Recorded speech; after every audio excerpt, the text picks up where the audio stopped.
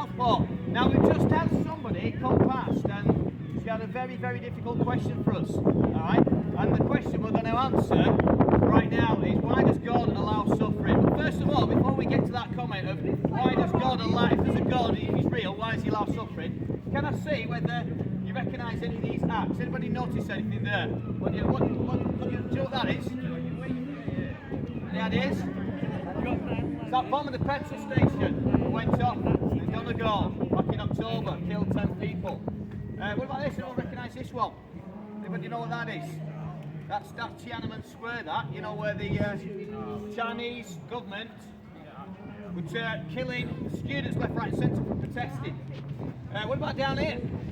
9/11. 9/11, famously when the 9/11, the Twin Towers got hit by planes and came down on their own footprint. 2,800 people died that day. What about this? I think it's the Holocaust. It is, it's the Holocaust. It's where the Jews were killed, 6 million of them. But why does God allow all this? That's what we're asking. Why does God allow such suffering? Okay? That's the question we're asking this afternoon. If there's a God, why does he allow suffering? Well, I want to put a question to you. A statement, and it's this. I'm going to say to you today that the presence of evil, someone wants to grab that, the presence of evil actually proves God.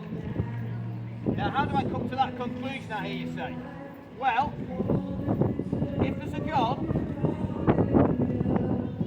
the presence of evil proves God exists, and the reason for that is because if you're debating evil, that means that there must be a God.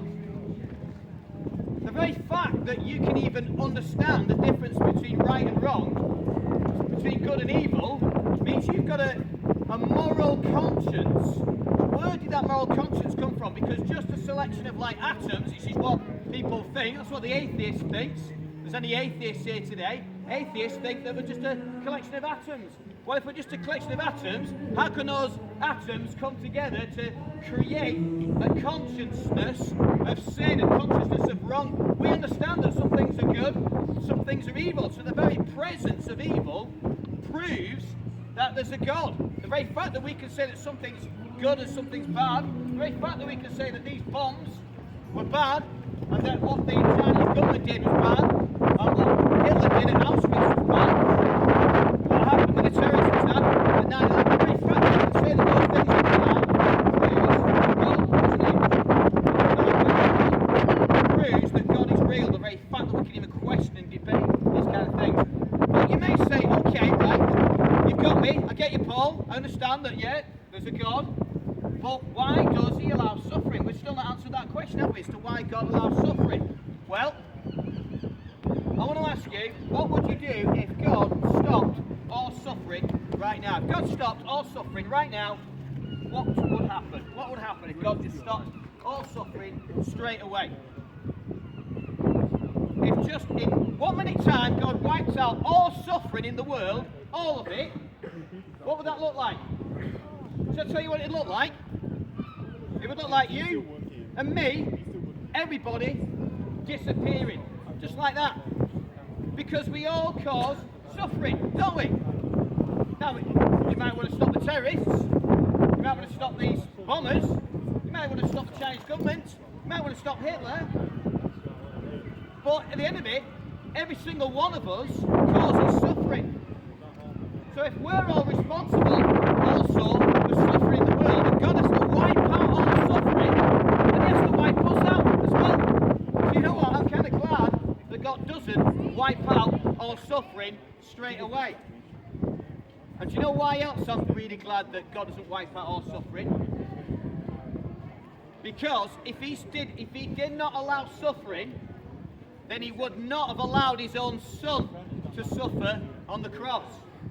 And you see, Jesus died on the cross for your sins and for my sins. God allowed his own son to go through terrible suffering for you, for me. So if God didn't allow suffering, he wouldn't have allowed his son to die on the cross for you and for me.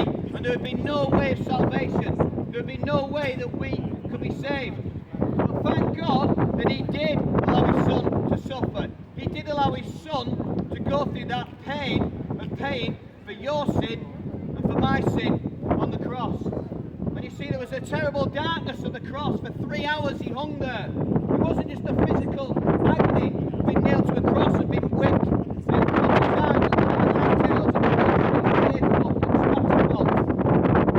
It was the mental torture and agony of having all the wicked things, all these things that these people have done, all the wicked things that we've done, been put on him.